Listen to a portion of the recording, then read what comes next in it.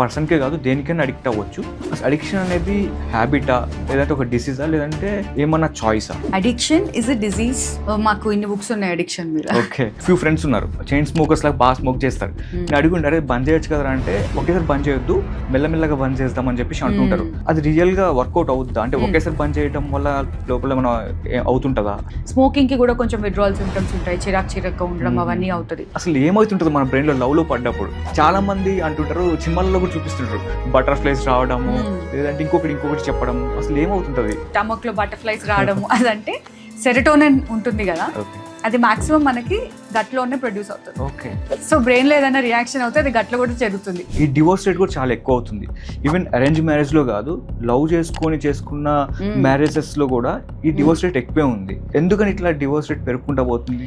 More to do with the economical and financial condition rather than relationship. ఇంకొకటి, మనం ఇలాంటి anxious situations లో లేదా పానిక్ సిచ్యువేషన్స్ లో మనల్ని మనం ఎట్లా కామ్ చేసుకోవాలి? డిపెండ్స్ ఆన్ ఎంత సివియర్గా వస్తుంది.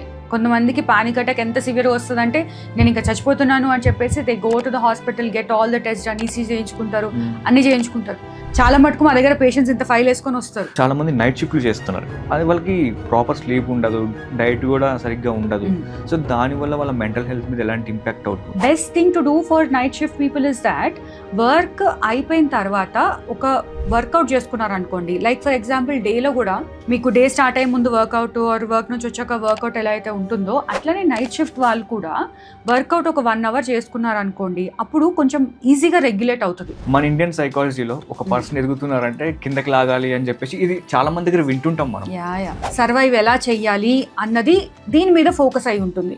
సో సర్వైవల్కి మనకుండి టాలెంట్, మనకున్నది మనం ముందుకెళ్ళడం అది ఒక రకం ఉంటే, పక్కన వాళ్ళు కూడా అదే యూజ్ చేస్తున్నారంటే వాళ్ళని తగ్గిస్తే మనం బెటర్ సర్వైవ్ అవుతాం.